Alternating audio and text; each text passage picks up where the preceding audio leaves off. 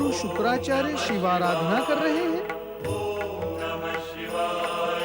नहीं नहीं,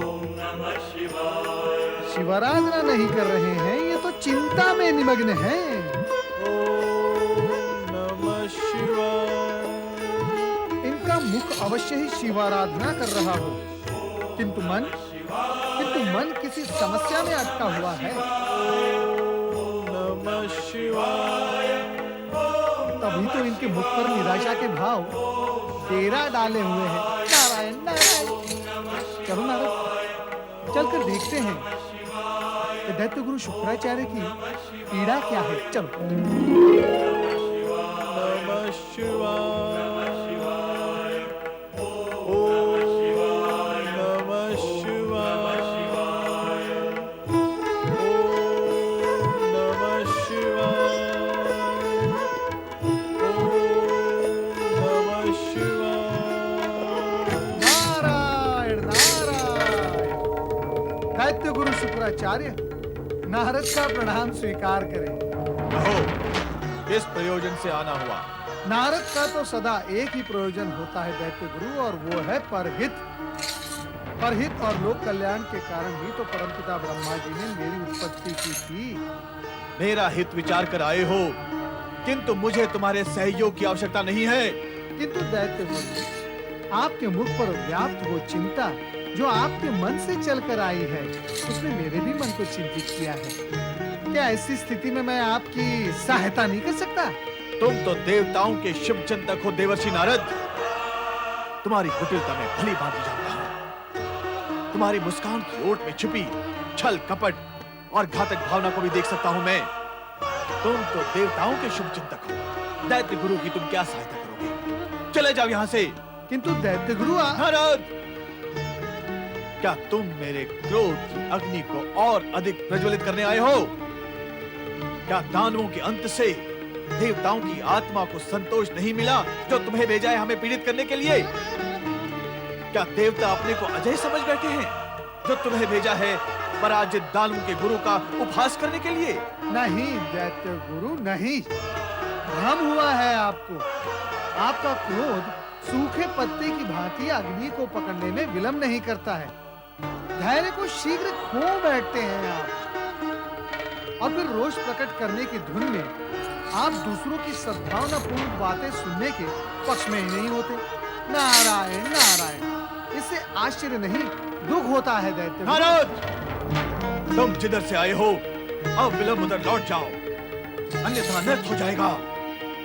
और सुनो, यहाँ आकर अपनी अशुभ छाया से आश्रम का वातावरण दूषित न किया करो। दूषित? नारायण नारायण। दूषित तो तब होगा ना जब दूषित होने से पूर्व वो स्वच्छ हो। जहाँ का वातावरण पहले से ही दूषित हो, उसे और अधिक दूषित कैसे और कौन करेगा? नारद, क्या कहा तुमने? हमारे आश्रम का वातावरण दूषित है? और नहीं तो क्या, शुद्ध और स्वच्छ है। जहाँ सदा क्रोध का धुआं उठता हो, वहाँ का वातावरण शुद्ध कैसे रहेगा?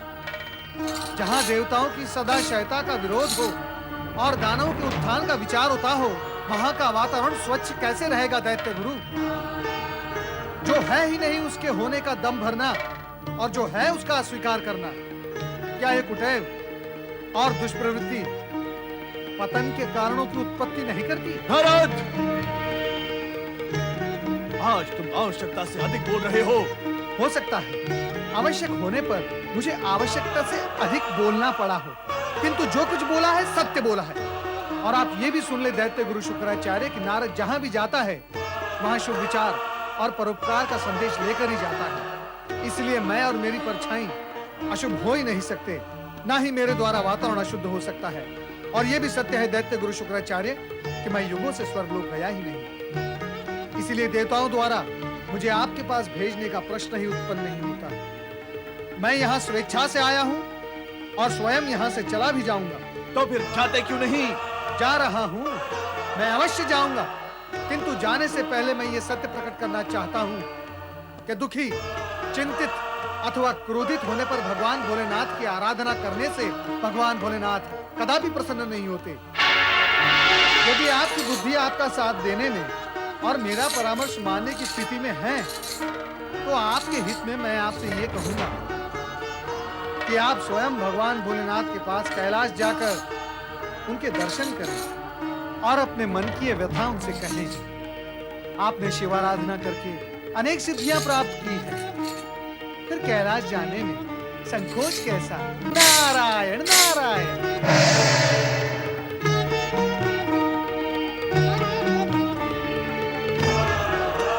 नारद ने ठीक किया। मुझे निसंकोच भगवान शिव की शरण में जाना चाहिए, किंतु यदि वे मुझे देखते ही रुष्ट हो गए तो? ओम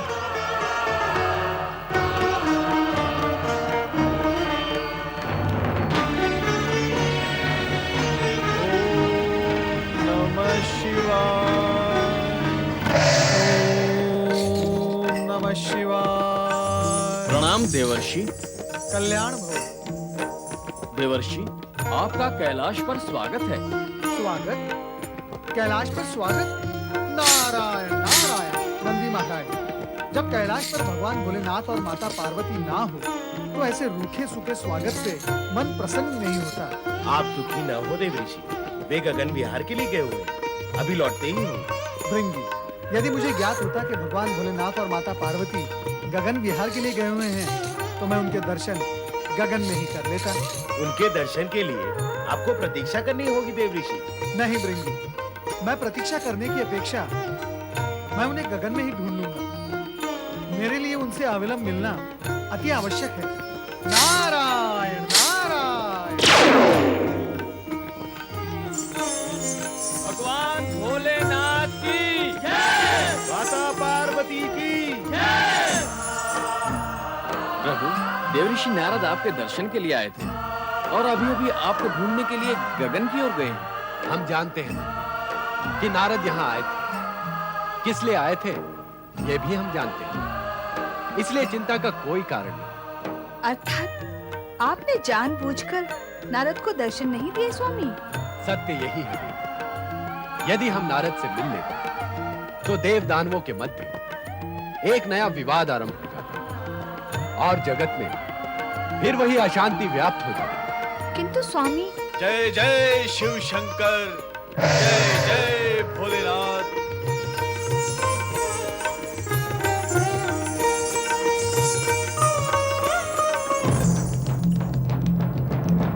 मेरे अपराध को क्षमा करें विश्वेश्वर।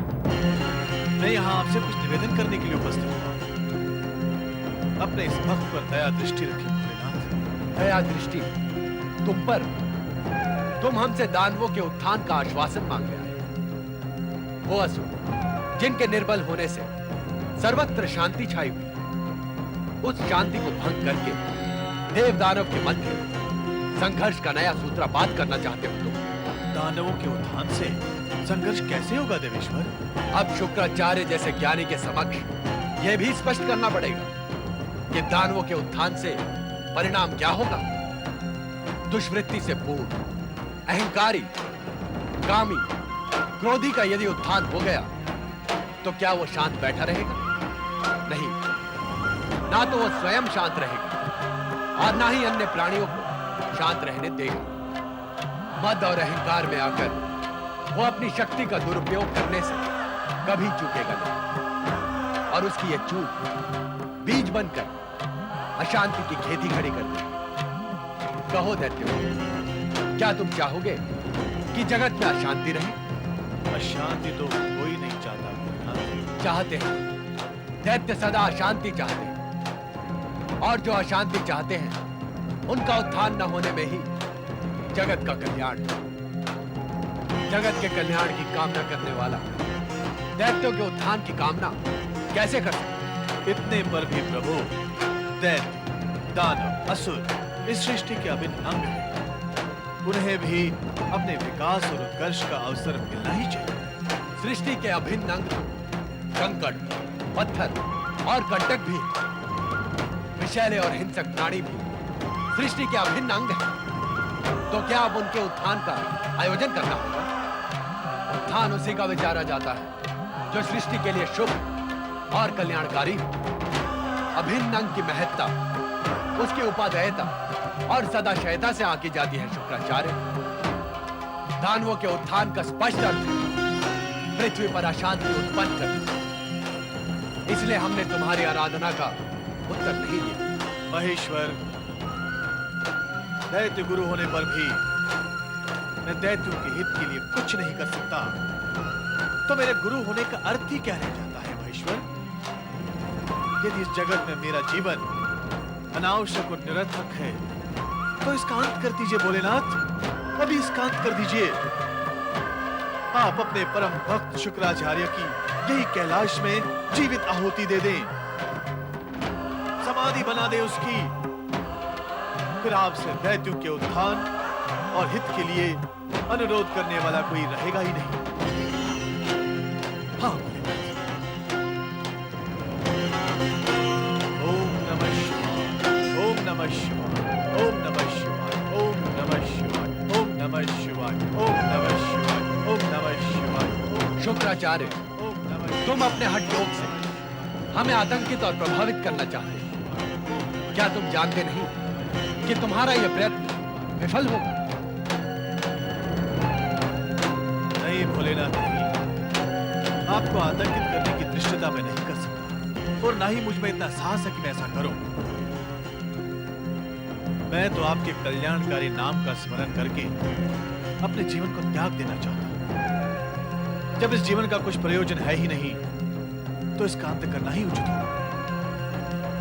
ओम नमः शिवाय, ओम नमः शिवाय, ओम नमः शिवाय, ओम नमः शिवाय, ओम नमः शिवाय, ओम नमः शिवाय। शुक्राचार्य, दैत्यों के अभ्युत्थान के पश्चात यदि तुम हमें यह आश्वासन दो कि दैत्य सदा अपनी सीमा में रहेंगे और अपनी शक्ति का दुरुपयोग नहीं करेंगे, तो हम तुम्हारे और उनके विषय में विचार कर सकते हैं।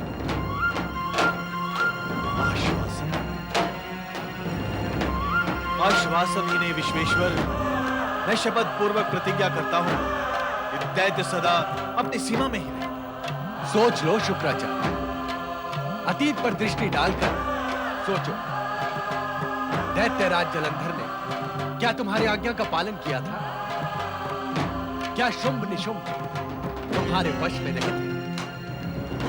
क्या हिरण्यकश्यप से तुम स्वयं तक नहीं आ गए थे?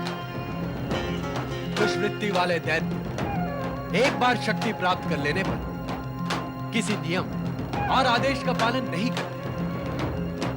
उनका अहंकार उनसे आगे भागता है। यह अनुभव हानि नहीं, तुम भी कर चुके हो। और फिर दानव ही क्यों, विष्णु भक्तों और देवताओं के द्वेष के कारण स्वयं तुम बदल सकते हो। दुखी होने का कारण नहीं। इतना सब होने के उपरांत हम तुम्हारे अनुरोध पर विचार करेंगे और ब्रह्मा विष्णु से परामर्श करके जो उचित हो वो करेंगे। शुक्राचार्य, अब तुम्हें निराश होने की आवश्यकता नहीं, कारण कि दानवों के आदि पुरुष धनु के पृथ्वी पर प्रकट होने में अब अधिक समय नहीं है।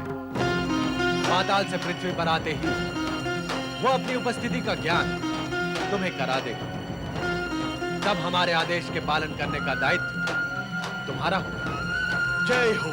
जय हो भगवान, जय हो। भोलेनाथ शिव शंकर की जय हो, कैलाशपति महेश्वर की जय हो। मैं आपके आदेश का पालन करूंगा, अवश्य करूंगा महेश्वर। दानवों के आदि पुरुष धनु के आगमन का मार्ग प्रशस्त करके आपने उचित नहीं किया स्वामी। ऐसा करके देवताओं और मानवों के लिए आपने संकट की स्थिति उत्पन्न कर दी है।